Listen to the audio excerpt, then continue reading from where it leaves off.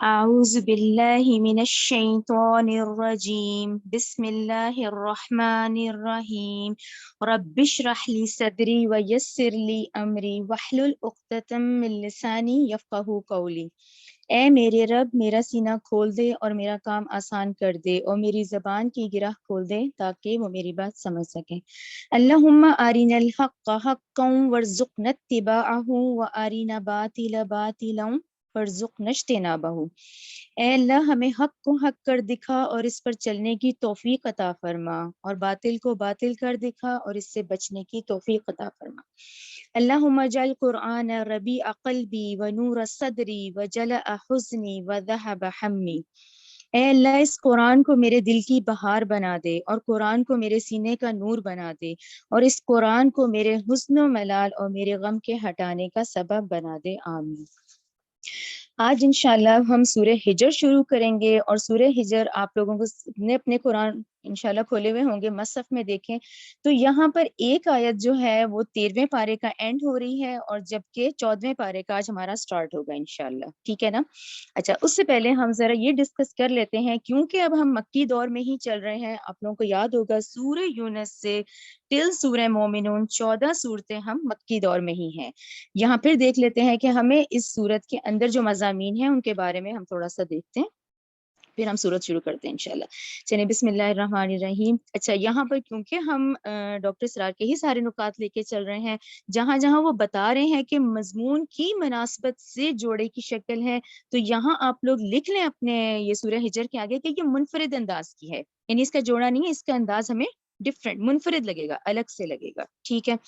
پھر اہم نقطہ آتا ہے، اس سورت کی جو آیت نمبر 94 ہے اس سے معلوم ہوتا ہے کہ یہ مکہ مکرمہ میں نبی کریم صلی اللہ علیہ وآلہ وسلم کی بعثت کے ابتدائی زمانے میں نازل ہوئی تھی، یعنی ہمیں اس کے مضامین سے اندازہ ہوا۔ پھر آیت نمبر 94 جب ہم پڑھیں گے تو وہ جو آیت ہے اس سے پتہ چلا کہ یہ ابتدائی 4 سالوں کی ہے، ٹھیک ہے، کیونکہ اس آیت میں پہلی بار آپ صلی اللہ علیہ وآلہ وسلم کو یہ حکم دیا گیا کہ اب دین اسلام کی جو تبلیغ ہے نا اسے کھلم کھلا کریں، ٹھیک ہے نا۔ یہاں تک تو آپ لوگوں کو بھی سمجھ آ گیا، لیکن ہو سکتا ہے دیکھیں آپ لوگوں کے بھی ذہن میں یہ نقطہ تو اٹھتا ہے نا کہ اچھا اگر چوتھے سال میں حکم آیا تو اس سے پہلے کیا تھا، ٹھیک ہے نا، یہ ہمارا جاننا بڑا ضروری ہے۔ یہاں میں نے ایک تھوڑا سا حوالہ لکھا ہے، آپ لوگ دیکھیں کہ آپ صلی اللہ علیہ وآلہ وسلم کی جو پیدائش ہے وہ 571 ہے نا، ٹھیک ہے نا، جو عیسوی کیلنڈر چل رہا ہے اس کے مطابق 571 بتائی جاتی ہے۔ اچھا 40 جب آپ صلی اللہ علیہ وسلم کی عمر مبارک 40 سال کی ہوئی یعنی 610 آ گیا نا، تو وہاں پر وحی کا آغاز شروع ہو گیا، ٹھیک ہے نا۔ ایک نبی پیدائشی نبی ہی ہوتا ہے، لیکن اس کی نبوت کا ظہور کیا جاتا ہے۔ وہ جو نبوت کا ظہور ہوا آپ صلی اللہ علیہ وآلہ وسلم کا، وہ اس وقت آپ صلی اللہ علیہ وآلہ وسلم کی عمر مبارک 40 بتائی جاتی ہے، ٹھیک ہے، 610 پہ آ گئے، رائٹ۔ اچھا، نبوت ہم سب جانتے ہیں، غار ہرا میں جو سورہ علق کی ابتدائی 5 آیات نازل ہوتی ہیں۔ اچھا، اس کے بعد کیا سلسلہ آتا ہے، اب دعوت شروع ہو گئی نا، ٹھیک ہے نا، وہ نبوت کا ظہور ہو گیا اور آپ صلی اللہ علیہ وسلم نے دعوت شروع کی، لیکن کیسے کی؟ شروع کے جو 3 سال ہیں آپ کی نبوت کے، ان کو ہم سائلنٹ پریچنگ کہتے ہیں یا خفیہ تبلیغ کہا جاتا ہے۔ جی ان 3 سالوں میں آپ صلی اللہ علیہ وسلم نے اپنے قریبی رشتہ دار، اپنے دوست احباب، ٹھیک ہے نا، وہ جو بنو ہاشم خاندان ہے وہاں دعوت دی۔ ہم پڑھتے ہیں نا حضرت ابوبکر صدیق، آپ کی زوجہ محترمہ ام المومنین حضرت خدیجہ الکبریٰ، پھر وہ منہ بولا بیٹا جو ہے، جو آزاد کردہ غلام ہے زید، حضرت علی، یہ ہیں جو لوگ ایمان لائے ود ان 3 ایئرس، یعنی اس کو خفیہ تبلیغ یا سائلنٹ پریچنگ کہا جاتا ہے، جبکہ ابھی آپ نے دوست احباب قریبی رشتہ دار کو دعوت دی۔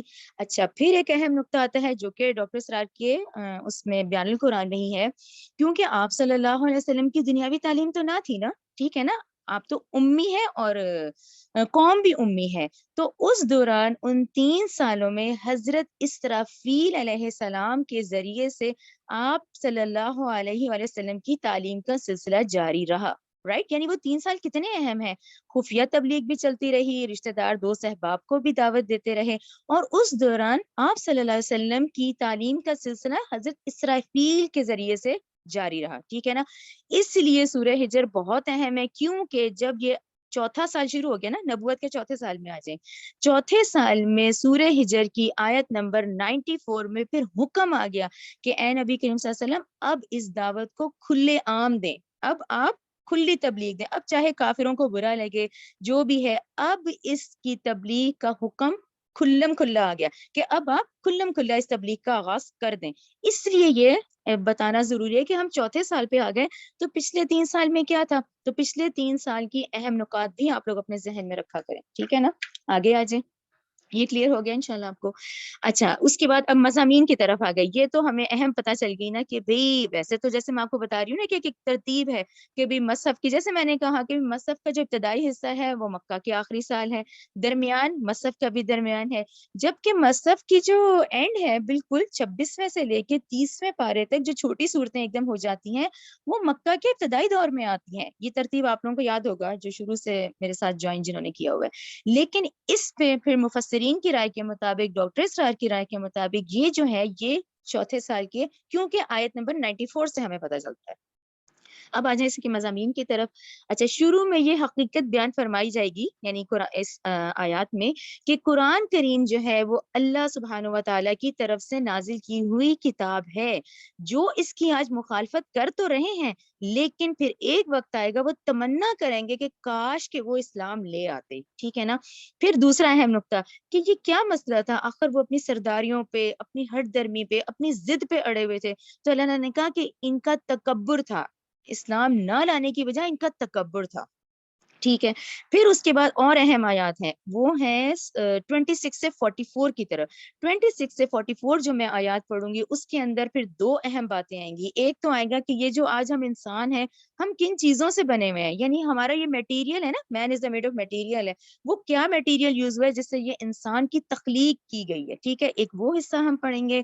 उसके बाद देखें ये जो आदम अलैहिस्सलाम और इब्लीस का जो वाकया आता है, ये इसमें तकरार है, यानी पूरे कुरान में 7 मुकामात हैं जहां ये डिटेल से आता है, जिसका आज हम थर्ड पढ़ेंगे, ठीक है ना। वो थर्ड टाइम जो है वो सूरह हिजर में आयत आएंगी।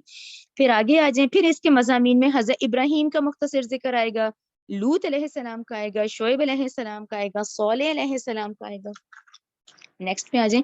अच्छा, ये मुख्तसर जिक्र आएंगे, और उसके बाद फिर एक अहम नुक्ता आएगा कि नबी करीम सल्लल्लाहु अलैहि वसल्लम को फरमाया जा रहा है कि आप अपनी तबलीग जारी कर दें, क्योंकि अब तो खुल्लम खुल्ला का ऑर्डर आ गया है। अब आप अपनी तबलीग जारी रखें और इनके नताइज की जिम्मेदारी आप पर नहीं है, कौन लाता है कौन नहीं लाता, कौन क्या कर रहा है इस वक्त, वो नताइज आप छोड़ दें, आप अपना काम करते रहें, ठीक है ना। फिर उसके बाद आयत नंबर 80 जब आएगी तो इस सूरत का नाम सूरह हिजर है, ठीक है ना। सूरत का नाम क्या है, सूरह हिजर है। सूरह हिजर जो है, फिर सूरत का नाम कौमे समूद की उस बस्ती के नाम पे रखा गया है। और कौमे समूद से आई होप आप लोगों को इंशाल्लाह क्लियर हो गया होगा, हमने इन 6 कौमों का सूरह आराफ में डिटेल से पढ़ा है तस्वीरों के साथ, हमने सूरह हूद में डिटेल से पढ़ा है तस्वीरों के साथ। अब यहाँ पर उसमें से खास आप अलग कर दें कौमे समूद को, कौमे समूद की तरफ हजरत सालेह अलैहिस्सलाम को भेजा गया था, और उनका जो इलाका है वो मदाइन सालेह आज कहलाता है, और उस इलाके का नाम हिजर है, यानी उस बस्ती का जो इलाके का नाम है वो हिजर कहलाया जाता है, जिसके नाम पे ये सूरत है। यानी आज जो सूरत अल हिजर हम पढ़ रहे हैं, सूरत का नाम कौमे समूद की बस्तियों के नाम पे रखा गया है जो हिजर कहलाई जाती हैं। इनका जिक्र इस सूरत की आयत नंबर 80 में आएगा। राइट, ये आप लोगों को क्लियर हो गया कि आज जब हम मक्की दौर में ही है, इब्तदाई दौर की सूरत है, रिदम इसका बहुत फास्ट है, छोटी छोटी आयत हैं और तेज चलेंगी। और ये जो हिजर नाम है, कौमे समूद जिन पे हजरत सालेह को भेजा गया था, उनकी उस बस्ती की तरफ इशारा है। राइट, ये आप लोग तस्वीरें फिर से जहन में ले आए कि देखें ये इबरत के वो मुकामात हैं जो अल्लाह ने, अब देखें ये आज से कितने हजार साल पहले की बात है, ठीक है ना, 6000 साल बताया जाता है डॉक्टर सार के मुताबिक। और वो भी वल्लाहु आलम कहते हैं कि भाई ये जो आज साइंसी तहकीक से जो ज़र्रात हैं उनसे अंदाजा लगाया जाता है ये 6000 साल पहले के हैं। लेकिन देखें आज ये अल्लाह ने महफूज रखे हुए इबरत के लिए कि ये लोग क्या करते थे, पहाड़ काट काट के बनाते थे, यानी इन्होंने अपने घर इतने मजबूत और बड़े बड़े बनाए हुए थे। और ये वही लोग हैं जिनके कद भी बहुत कदावर भी हैं, और इनकी उम्रें भी उस वक्त बहुत ज्यादा थी, जो नस्ल इंसानी चल रही है। और ये जो इलाका है आज मदीना से 380 किलोमीटर के फासले पर है, और اس کے آثار آج موجود ہیں، اور اس علاقے کو ہجر کا علاقہ کہا جاتا ہے، جس پہ آج ہماری صورت چلے گی، ٹھیک ہے نا، کیونکہ اہل عرب اس سے واقف تھے. اور یہ دیکھیں یہ آج بورڈز بھی ان کے پاس لگے ہوئے ہیں. الحجر جو ہے وہ بستی کے اس علاقے کا نام ہے، اور مدائن صالح سے آج ہم واقف ہیں، ٹھیک ہے نا. ڈیٹیل ہم انشاءاللہ پھر 80 آیت پہ ہی پڑھیں گے، لیکن کیونکہ ہم سورت سٹارٹ کر رہے ہیں، سورت کا نام اس بستی کے نام پر ہے، تو یہ اب آپ لوگ سمجھے اب آگے کی طرف آ رہے ہیں کہ پہلے تو ہم نے قومیں پڑھ لی، پھر ہم نے دیکھا اچھا ان پہ رسول کون سے آئے تھے، اب ان کے علاقوں پہ صورتوں کے نام آئیں گے. تو یہ سورہ ہجر جو ہے، اس وجہ سے اب اس پورے بیک گراؤنڈ کو اس کو ذہن میں رکھیں، ٹھیک ہے. اب آ جائیں اس نقطے کی طرف، اپنے سبق کی طرف. جیسا کہ میں نے سٹارٹنگ میں کہا کہ بھی ایک آیت جو ہے وہ تو 13ویں پارے پہ ہے. اچھا جبکہ آپ کے سب کے قرآن میں آگے سٹارٹ تو ہمارا 14واں پارہ ہو جائے گا.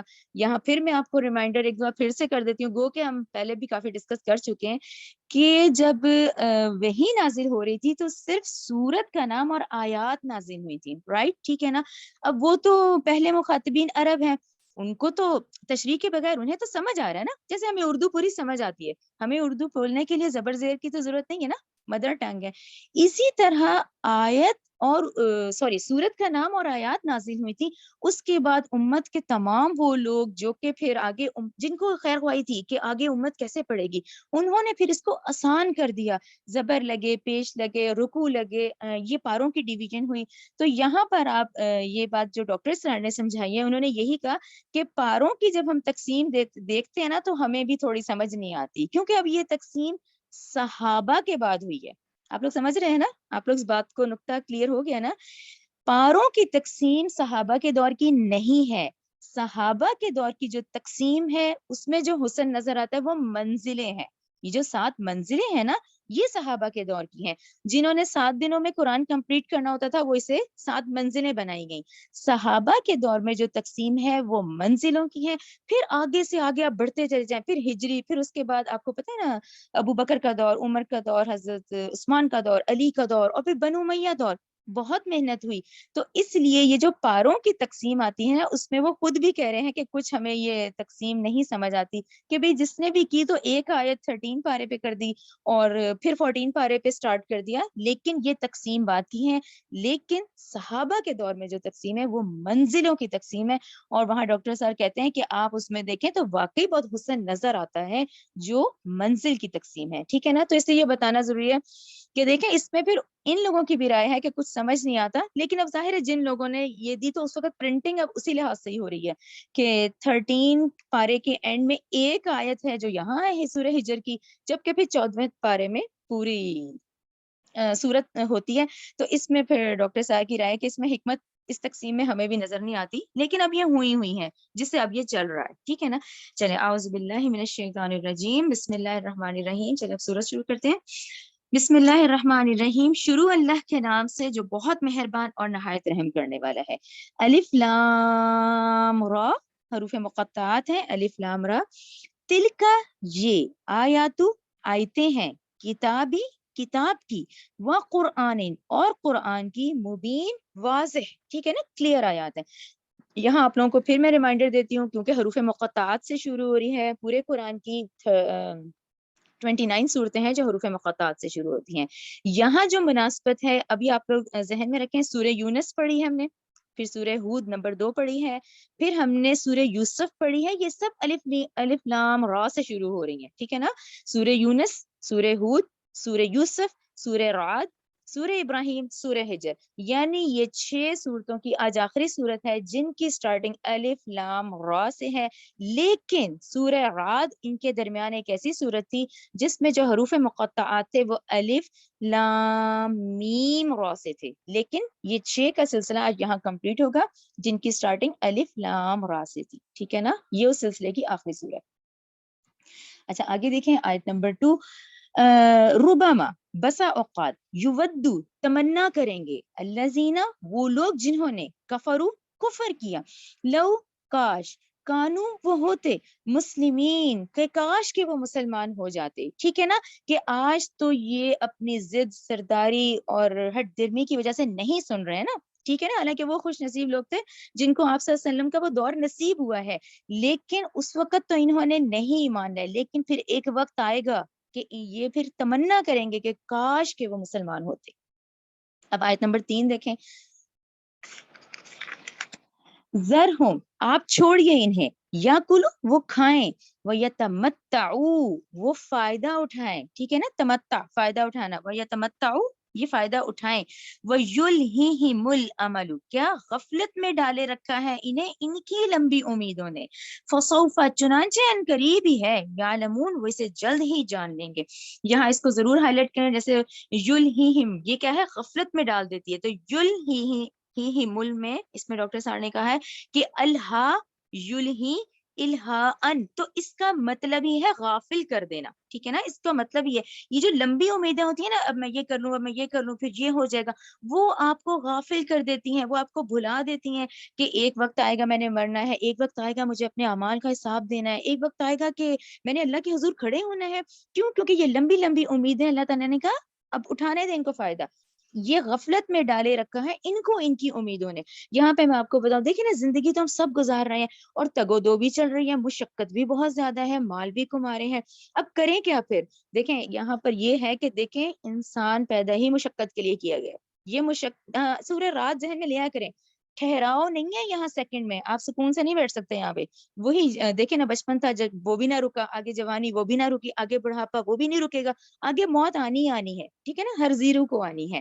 تو یہ تو ہمیں پتہ چل گیا یہاں ہر چیز متحرک ہے، سکون نہیں ہے. سورج روز دیکھیں ٹائم پہ نکل رہا ہے، روز پوری ہر چیز پوری کائنات متحرک ہے. ٹھیک ہے نا، اس متحرک کائنات میں ہمیں مشقت کے لیے پیدا کیا گیا. اچھا اب انسان کمائے گا بھی، ٹھیک ہے نا، اپنے بھوک بہت بڑی ایک ایسی چیز ہے کہ انسان کو جینے نہیں دیتی، بڑی انسان کی کمزوری ہے کہ ایک بھوک کی خاطر ہم لگے رہیں گے کہ بھئی اب کمانا بھی ہے، کھانا بھی ہے. یہ سب تو کرنا ہے ہمیں، ٹھیک ہے، یہ تو کرنا ہے. اللہ تعالیٰ نے جو اتنی نعمتیں دی ہیں، مسلمان نے سے فائدہ اٹھانا ہے. اب وہی والی بات، اب آپ مشقت کر رہے ہیں، آپ کما بھی رہے ہیں، اس میں ہم اتنا نہ کر لیں، یعنی اپنی یہ جو دولت ہے اور اس پہ اتنے زیادہ ہم پہ غالب نہ آ جائے یہ چیز کہ ہم غافل ہو جائیں. یعنی جو امتحان ہے نا وہ یہاں پہ ہے. انسان کیا کرے، ایک مسلمان کیا کرے، اس کو دارالامتحان ہی سمجھے، یہ عارضی جگہ ہی ہے. یہاں اسی طرح آئے کہ صرف کھانے پینے کے لیے ہم یہاں نہیں آئے ہیں، اپنے آنے کا مقصد ضرور پہچانے ہم. ٹھیک ہے نا، تو ایک مسلمان اٹھائے فائدہ، اللہ کی نعمتوں کو ہم نے استعمال کرنا ہے جو اللہ نے نعمتیں دی ہیں، مگر اس دنیا کو اپنا مقصد نہیں بنانا.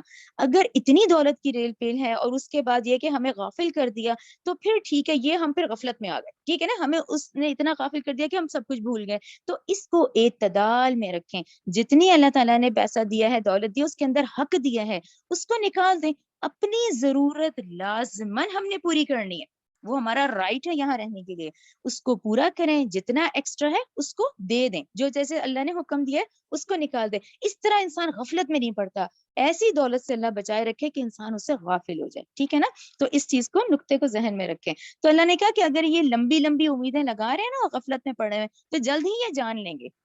یعنی وہ وقت دور نہیں ہے، قریب ہی ہے. ان کو فوراً پھر پتہ چل جائے گا ان کو کہ یہ انہوں نے دنیا کو اپنا مقصد بنا لیا تھا. تو دنیا اپنا مقصد نہیں ہے، یہاں رہ کے آخرت اپنا مقصد ہے.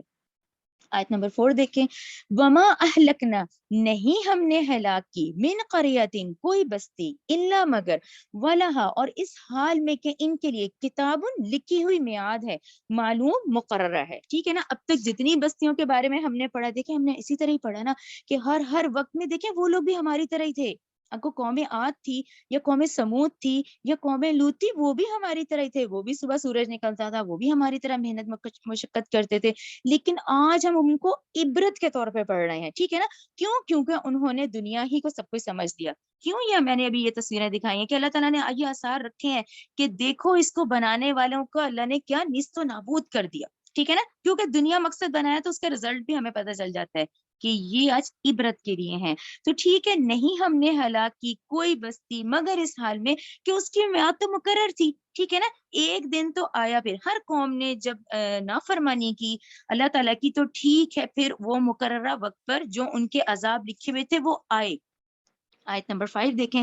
ما تسبقو نہیں آگے نکل سکتی ہے، من امتن کوئی بھی امت، اجلہا اپنے مقررہ وقت سے، وما یستاخرون اور نہ وہ پیچھے رہ سکتی ہے. یعنی اچھا اس کی مثال تو آپ یہ دیکھیں، ایک دیکھیں یہ جب موت اور نزع کا عالم ہوتا ہے انسان بے بسی کی انتہا ہوتی ہے، نہ وہ ایک سیکنڈ آگے ہے نہ وہ ایک سیکنڈ پیچھے، نہ کوئی قابل سے قابل ڈاکٹر، نہ کوئی کام نہیں آتا اس وقت، کیونکہ وہ جب وقت مقرر ہے نا، اس مقرر وقت سے نہ ایک سیکنڈ آگے ہونا ہے نہ ایک سیکنڈ پیچھے، وہ انفرادی سے آپ اجتماعی پہ لے جائیں. یہ جو ہم قوموں کا پڑھ کر آئے ہیں، یعنی وہ اجتماعی ہلاکت تھی کہ وہ اجتماعی طور پہ ان پہ عذاب آئے تھے، ٹھیک ہے نا. اور ہمارا جو ہے، ہماری خود آخرت کی پہلی منزل قبر ہے، ٹھیک ہے نا. یہ جو ہم تیاری کر رہے ہیں اسی پہلی منزل کی کر رہے ہیں، کیونکہ آخرت کی جو پہلی منزل ہے پھر وہ قبر ہے، ٹھیک ہے نا. آیت نمبر 6 دیکھیں. وَقَالُوا، اور انہوں نے کہا، یا ایھا الذی، اے وہ شخص کے، نزل، نازل کیا گیا ہے، علیہ، اس پر، ذکر، یہ قرآن، یہ ذکر، یہ نصیحت، یہ یاد دہانی، ٹھیک ہے نا. ذکر کے کتنے مطلب آتے ہیں نا، نصیحت ہے، یہ قرآن ہے، یہ یاد دہانی ہے، یعنی اگر تم بھول گئے ہو تو یہ یاد کرا دیتا ہے تمہیں. علیہ ذکر انک لمجنون، یقیناً تو البتہ دیوانہ ہے. تو ڈاکٹر سار نے یہی کہا ہے کہ وہ جو آیت نمبر 94 ہے 94، یا یہ آیت نمبر 6 ہے، تو انہوں نے کہا اسی سے مضامین سے مفسرین نے لگایا اندازہ کہ یہ ابتدائی دور کی تھی. اچھا، یہاں مجنون کو فوکس کریں کہ مجنون کا جو پھر روٹ ورڈز ہوتے ہیں نا عربک میں، تو ڈاکٹر سار نے اس کو بڑا اچھا سمجھایا. انہوں نے کہا کہ مجنون جو ہے وہ جن ہے، ٹھیک ہے نا، جیم نون جن ہے. اچھا، جن کا کیا مطلب ہوتا ہے؟ جن کا مطلب ہوتا ہے مخفی چیز، چھپی ہوئی چیز، ٹھیک ہے. اس سے پھر انہوں نے کہا کہ ایک پریگنینسی کے ٹائم میں جو سٹارٹنگ میں جو بچہ ہوتا ہے نا، اس کو جنین کہتے ہیں، جیم نون یہ نون، جنین. وہ بھی یہی کنڈیشن ہوتی ہے کہ وہ نظر سے پوشیدہ ہوتا ہے، ٹھیک ہے نا. اسی طرح انہوں نے کہا جن سے یہ جنت نکلتا ہے. اب جنت کو جنت کیوں کہا جاتا ہے؟ جنت کو اس لیے جنت کہا جاتا ہے کہ وہ جو زمین ہے اس کے اوپر اتنے باغات ہوں گے، اتنی ہریالی ہوگی کہ وہ زمین چھپ جائے گی، تو وہ جنت کہلائی جاتی ہے، ٹھیک ہے نا. جن مخفی چھپا ہوا ہے، جنین وہ بچہ رحم مادر میں جو ہوتا ہے جو نظر نہیں آتا. جنت بھی اسی سے ہے. اسی طرح آپ لوگ یاد کریں سورہ انعام آیت 76 میں حضرت ابراہیم علیہ السلام نے بھی یہی کہا تھا، فَلَمَّا جَنَّ عَلَيْهِ اللَّيْلُ. یہ جو رات ہے اس کو بھی کہا گیا، یہ پوری کیا ہے، تاریکی ڈھانپ دیتی ہے، تاریکی چھپا دیتی ہے. جب رات کی تاریکی نے اسے ڈھانپ لیا، تو یہ سارے مجنون اور جن سے ورڈ نکلے ہیں. اسی طرح جو جن یہاں کہا گیا کہ اب کہا گیا بھی تم تو دیوانے ہو، یعنی کہ جن کا مطلب، مجنون کا مطلب اس شخص کو کہا جاتا ہے جس پہ جن کے اثرات ہو جائے، جس پہ آسیب کا سایہ آ جائے، جس کا دماغی توازن درست نہ ہو، ٹھیک ہے نا. تو یہاں پر یہ بات ذہن میں رکھیں، کیونکہ آپ انبیاء کا وہ میپ ذہن میں رکھا کریں، کیونکہ حضرت اسماعیل علیہ السلام سے لے کے نبی کریم صلی اللہ علیہ وآلہ وسلم تک، اب یہ درمیانی وقفہ کچھ مفسرین 2500 کہتے ہیں، کچھ 3 کہتے ہیں، راؤنڈ فگر 3000 سال تک، کیونکہ ان لوگوں کے پاس کوئی ڈرانے والا نہیں آیا تھا. تینوں آسمانی کتابیں تو حضرت ابراہیم کے بیٹے حضرت یعقوب کی اس میں رہی نا، بنی اسرائیل تو دوسری طرف رہے، بنی اسماعیل میں تو کوئی ڈرانے والا ہی نہیں آیا تھا. اب یہ جو اللہ تعالیٰ کا ایک قاعدہ قانون ہے کہ فرشتے آتے ہیں، ٹھیک ہے نا، میسنجر آف اللہ حضرت جبرائیل علیہ السلام پڑھتے ہیں نا ہم لوگ شروع سے ہی، تو وہ فرشتوں سے واقف تھے، تو یہ اہل عرب فرشتوں سے واقف نہیں تھے. اس لیے ان کے لیے یہ بڑی حیرت کی بات تھی کہ آپ صلی اللہ علیہ وسلم کہہ رہے ہیں کہ ایک فرشتہ آیا ہے، وہ وہی لے کر آیا ہے، کیونکہ یہ جنوں کے بارے میں، انہیں جنوں کے بارے میں معلوم تھا، فرشتوں سے یہ واقف نہیں تھے، کیونکہ پچھلے 3000 سال سے ان کے پاس کوئی ڈرانے والا نہیں آیا تھا، تو یہ جنوں سے واقف تھے. تو انہوں نے یہی سمجھا کہ بھئی ایک تو غار ہرا، ایک وہ اتنی تاریکی، تو وہاں آپ صلی اللہ علیہ وسلم کیونکہ اتنا جاتے ہیں تو ممکن ہے یہ معاملہ آیا ہو. تو ان کے اس وقت انداز میں ڈاکٹر صاحب یہی کہتے ہیں یہ ہمدردی کا پہلو تھا کہ بھی ممکن ہے کوئی ایسی بات آ گئی ہو، بھی 40 سال سے تو ہم نے نہیں سنی، اور اس نوجوان کو انہوں نے خود ہی صادق اور امین بھی کہا. اب یہ نبوت کا دعویٰ کر رہے ہیں، اب یہ کہہ رہے ہیں ایک فرشتہ غار ہرا میں آیا ہے. اچھا، وہ فرشتہ جو ہے وہ وہی لے کر آیا ہے، تو اب یہ اس اسٹیٹ آف مائنڈ میں ہے کہ یہ لوگ تو فرشتے سے واقف ہی نہیں ہیں، یہ جنوں سے واقف ہے. اس لیے انہوں نے ان کو مجنون، نعوذ باللہ معاذ اللہ کہا، کیونکہ اس میں ازراہ ہمدردی بھی تھا. انہیں سمجھ نہیں آ رہا تھا کہ شاید کہ بھی رات کی تاریکی ہے، اتنے دن وہاں رہتے ہیں، اور اب یہ نبوت کا دعویٰ کرنے لگ گئے ہیں، تو ممکن ہے یہ کنڈیشن ہو، ٹھیک ہے نا.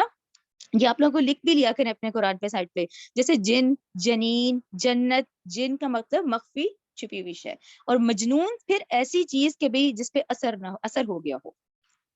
اچھا آگے دیکھیں آیت نمبر 7.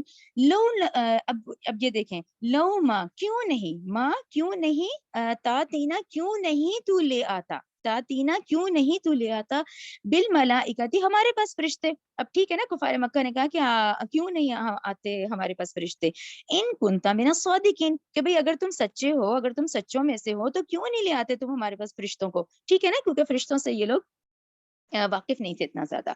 अच्छा, आयत नंबर 8 में आप लोग लिख लिया करें कि ये इनकी इस कही हुई बात का अल्लाह ने जवाब दिया। आयत नंबर 8 में, मानु नज़िलु, नहीं हम नाजिल करते, मलाइकता, फरिश्ते, इल्ला मगर बिल हक की, हक के साथ, यानी फरिश्ते जब भी उतरेंगे तो वो हक के साथ ही उतरेंगे, ठीक है ना, वो जब भी आते हैं हक के साथ आते हैं।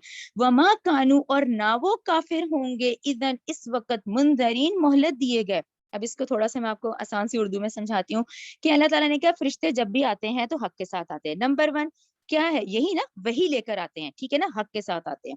दूसरा, हमने इन कौमों के बारे में क्या पढ़ा, वो फरिश्ते ही थे ना जो चिंगाड़ का अजाब आया और वो आंधी का अजाब लाया। तो अल्लाह ताला ने कहा फरिश्ते तो जब भी उतरते हैं तो हक के साथ उतरते हैं। नंबर 1, या तो वही लेके उतरते हैं या फिर नाफरमानी की कंडीशन में अजाब लेके उतरते हैं, ठीक है ना, कौमे आद, कौमे समूद, कौमे नूह जो हमने पढ़ा है, यहाँ ये बात क्लियर हो गई। अच्छा, फिर अल्लाह ताला कह रहे हैं वो काफिर उस वक्त फिर मोहलत नहीं दिए जाएंगे, यानी जो मौत का फरिश्ता मलकुल मौत भी आएगा तो वो मोहलत, हमारा टाइम पीरियड खत्म हो जाएगा। तो अल्लाह ताला ने कहा ये जो फरिश्तों की डिमांड कर रहे हैं ना, तो वो तो हक के साथ ही आते हैं, और जब वो आ जाएंगे ना फिर इनको मोहलत नहीं मिलेगी, ये तो अभी मोहलत है तो ये तौबा कर लें, ये समझ जाएं।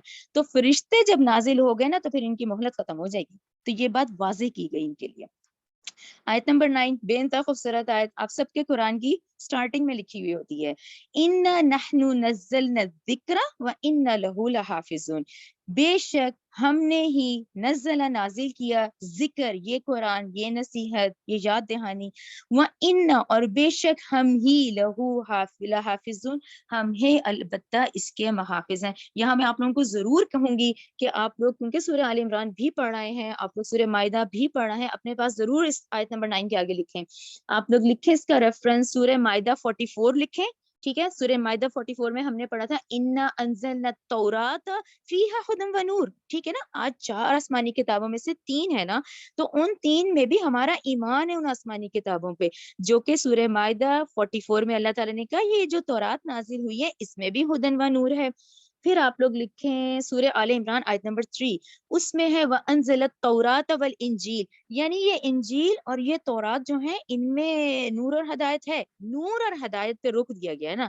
अब ये कुरान की शान देखें, कुरान की शान क्या है कि इन्ना नहनु नज़्ज़लना ज़िक्र व इन्ना लहू लहाफ़िज़ून। तो इससे हमें ये पता चल गया कि आज जो आसमानी किताब है, क्योंकि वो तहरीफ शुदा है और क्योंकि वो उस वक़्त के हालात और वाक़यात के मुताबिक नाज़िल हुई थी, तो जो उस वक़्त शरीयत थी वो अहकामात आए। आप लोग समझ रहे हैं ना, मुश्किल तो नहीं लग रहा ना, कि तौरात में अहकामात थे, इंजील में हिकमत थी, लेकिन नस्ल इंसानी जो है, जो आज हम आदम अलैहिस्सलाम से शुरू करते हैं, वो अपने चाइल्डहुड पीरियड से शुरू होते होते आज मैच्योरिटी की तरफ है।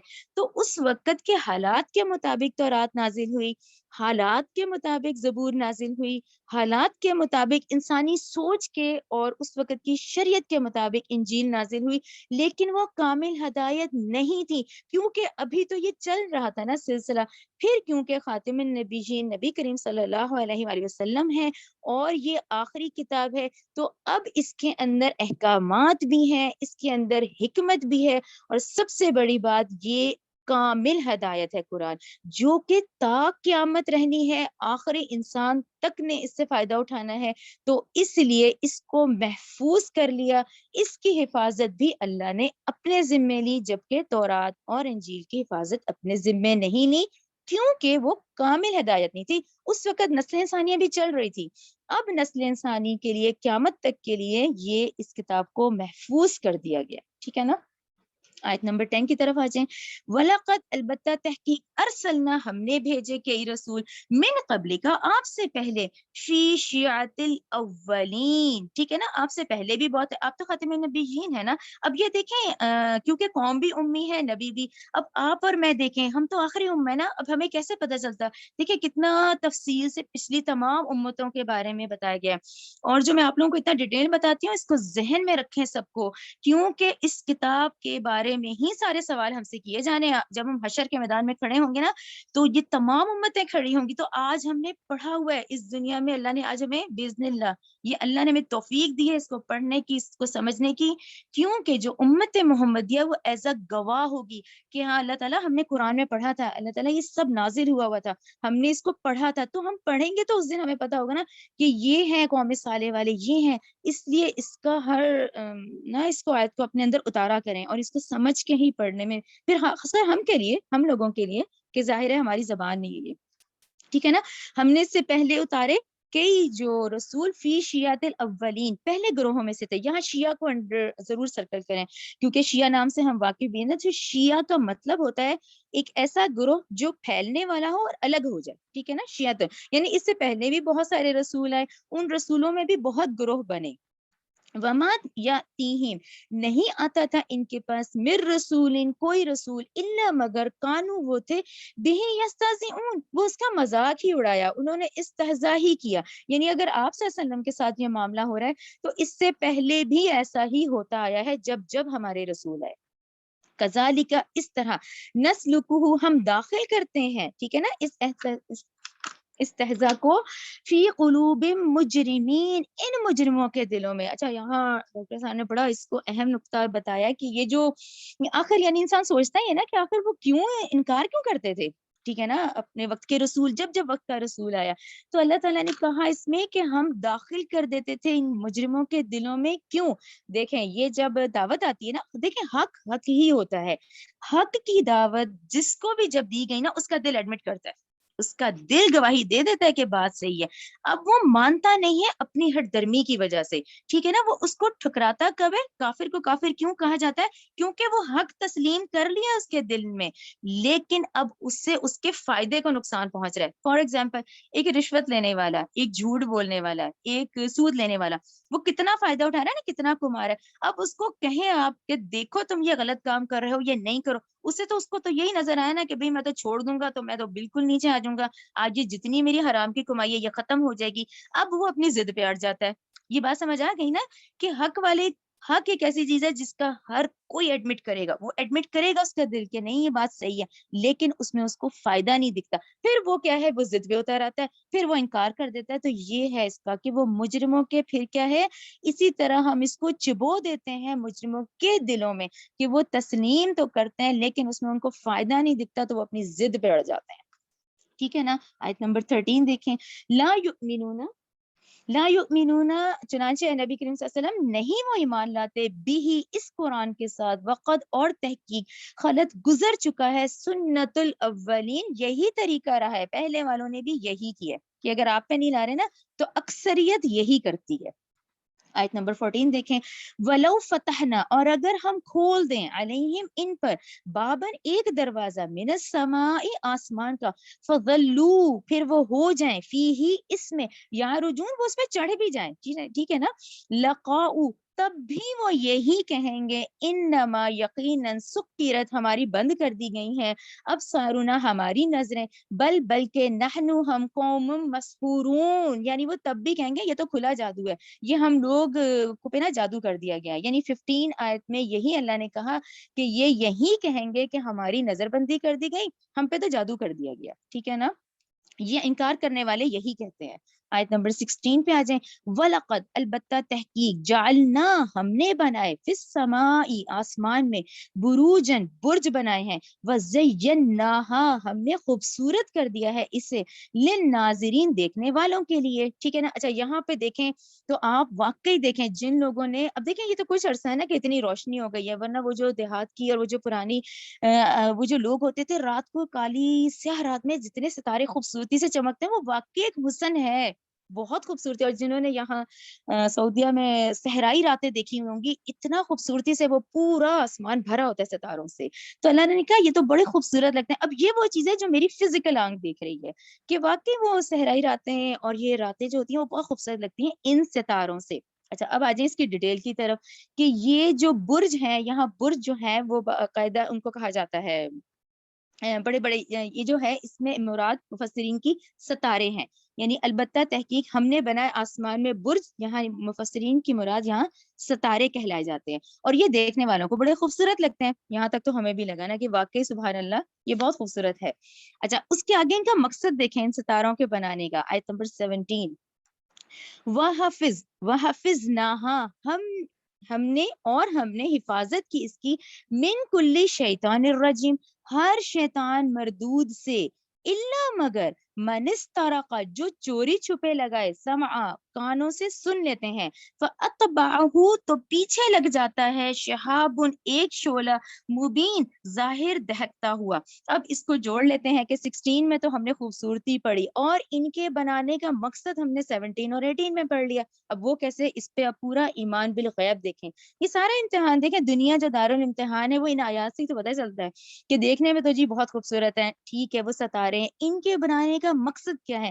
ان کے بنانے کے مقصد میں کیونکہ یہاں لکھا ہے کہ ہم نے حفاظت کی ہر شیطان مردود سے، تو شیطان کیا ہے؟ یہ جنات ہیں، تو یہ جو جنات ہیں ان کا کیا ہے؟ ان کی ایک رینج ہے، ایک ہم انسانوں کی رینج ہے نا کہ ظاہر ہے ہم دیکھیں ہم چلتے ہیں، ہم سانس لیتے ہیں، یہ ایک ہماری لمیٹیشنز ہیں جس میں ہم دیکھیں نا ہم پانی میں نہیں رہ سکتے، ہمیں زمین پہ ہی رہنا ہے، ٹھیک ہے نا، ہم ہوا میں اڑ سکتے ہیں، یہ تو انسان ہو گیا۔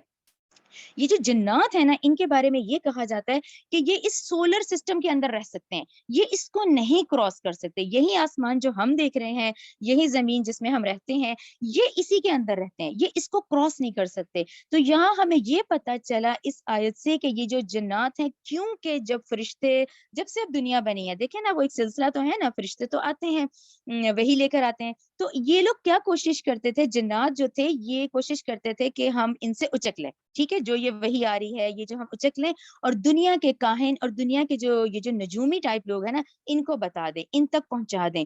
تو جیسے ہی یہ کوشش کرتے ہیں نا تو ان کو یہ جو ستارے ہمیں خوبصورت لگتے ہیں تو یہ دراصل حفاظت کے لیے ہیں، اور جیسے ہی ان میں سے کوئی، آیت 18 دیکھیں، جو چوری چھپے کان لگا کے سننا چاہتا ہے تو فوراً اس پہ یہ جو شہاب جس کو ہم شہاب ثاقب کہتے ہیں، یہ فوراً اس کو جا کے ختم کر دیتا ہے، یعنی کہ یہ میزائل ہیں، ان کے لیے یہ میزائل بن جاتے ہیں کہ ان میں سے کوئی ہمت اگر کر بھی لے یا چوری چھپے سن بھی لے تو ایک ستارہ میزائل کی شکل میں آتا ہے جو کہ ان کو پھر مار دیتا ہے، ٹھیک ہے، یہ کلیئر ہو گیا نا۔ جبکہ ہمارے لیے یہ ستارے بڑی زینت ہیں، بہت خوبصورت ہیں، لیکن ان ستاروں کا بھی کام ہے جو کہ ہم نے حفاظت کی ہر شیطان مردود سے، مگر جو چوری چھپے لگائے اور کان لگا کے سن لیتا ہے تو اس کے پیچھے لگ جاتا ہے ایک شعلہ دہکتا ہوا۔ یہ آئی ہوپ آپ لوگوں کو کلیئر ہو گیا ہوگا، کیونکہ ان جنات کو اس سولر سسٹم سے آگے کراس کرنے کی اجازت نہیں ہے، رائٹ۔ آیت نمبر، اور ہاں ایک اور نقطہ بھی ہے اس میں، آیت نمبر 17 18 پہ کہ یہ مفسرین نے لکھا ہے کہ خاص کر کے جب نبی کریم صلی اللہ علیہ وسلم کی، اب کیونکہ یہ نبوت کمپلیٹ ہو گئی ہے، ان نبی کریم صلی اللہ علیہ وسلم کی تشریف آوری کے بعد تو یہ بالکل اس کے لیے ان کے قریب جانے سے بھی روک دیے گئے ہیں، رائٹ نا، یہ اب ان کے اس باؤنڈری کے قریب جانے سے بھی روک دیے گئے ہیں، تو یہ آتے بھی ہیں تو ان کو پھر یہ جو چوری چھپے سننے آتا بھی ہے تو ان کو سن گن لینے کی کوشش کرتا بھی ہے، تو یہ مزائل کی شکل میں ہوتے ہیں جو کہ پھر ان کا پیچھا کرتے ہیں اور وہ انگارہ سے ان کو ختم کر دیا جاتا ہے، ٹھیک ہے، ان کو مزائل ان پہ پھینکے جاتے ہیں۔ آیت نمبر 19 کی طرف آ جائیں، والارض اور زمین مددناہا ہم نے پھیلا دیا اسے، والقینا اور ہم نے گاڑ دیے اس میں، یعنی لنگر کر دیے، ہم نے اس میں گاڑ دیے، فیہا اس میں رواسیا مضبوط پہاڑ، وانبتنا اور ہم نے اگائی، فیہا اس میں من کل شیء ہر چیز سے، موضوع ایک مناسب مقدار۔ یہاں پہ آپ لوگ ضرور لکھیں آیت نمبر 19 کے آگے سورہ نحل 15، سورہ نحل 15 ہماری اگلی ہی سورہ ہے، ٹھیک ہے نا۔ اچھا اس کو ذہن میں رکھیں، یہ جو آیت نمبر 19 میں نے پڑھی ہے یہ وہی ہے کہ آپ لوگوں نے ابتدائی مراحل زمین کے ہم نے پڑھے ہوئے نا کہ بھی پہلے پھر پانی تھا، پانی کے اندر پھر یہ جب زمین پھیلائی گئی ہے نا، زمین ہم نے پھیلا دیا تو یہ ڈاواں ڈول سچویشن تھی، ہلنے والی تھی، اس کو مضبوط کرنے کے لیے، اس کو سٹیبلائز کرنے کے لیے یہ پہاڑ بنائے گئے ہیں، جتنا یہ اوپر نظر آتا ہے اتنا ہی یہ گہرا ہے۔ اب یہ جو سورہ نحل آیت 15 ہے نا اس کا مفہوم یہی ہے کہ اگر یہ پہاڑ نہ ہوتے نا تو زمین تمہیں لے کے ایک طرف کو جھک جاتی، تو یہ جو پہاڑ ہے ان کا اتنا بڑا رول ہے کہ آج ہم یہ جو اتنا فریکوینٹ چل رہے ہیں نا، اتنا بیلنسڈ، تو یہ ان پہاڑوں سے کہ اللہ تعالیٰ نے ان کو گاڑ دیا ہے زمین میں، یعنی ان کو کیا ہے اسٹیبلائز کرنے کے لیے، جس سے یہ بیلنس ہے۔ زمین، ٹھیک ہے نا. اور ہر چیز جو ہے یہاں مناسب مقدار میں ہے. یہ ہم بہت دفعہ پڑھ رہے ہیں 19 آیت کا کہ اللہ تعالیٰ نے یہ جو اللہ کی قدرت کے خزانے ہیں ان کو یہ جو دنیا کے لیے چھوڑا جاتا ہے یا دی جاتی ہیں جو فیسلٹیز وہ اتنی ہی جتنی ان کی ضرورت ہے. ٹھیک ہے نا. مچھلیاں جتنی ضرورت ہے، مگر مچھ، شیر، ورنہ دیکھیں لمٹ نہ ہو تو ہر جگہ ہمیں مگر میں شیر ہی دکھیں. لیکن یہاں کیا مچھلی، کیا اس کائنات کے اندر جتنی مخلوقات ہیں وہ کیا ہیں؟ موزوں، مناسب مقدار میں ہے. من کل شیء موزوں، یعنی کہ ہر چیز کی یہاں مناسب مقدار کے مطابق دی جاتی ہے. ٹھیک ہے نا. آیت نمبر 20 دیکھیں.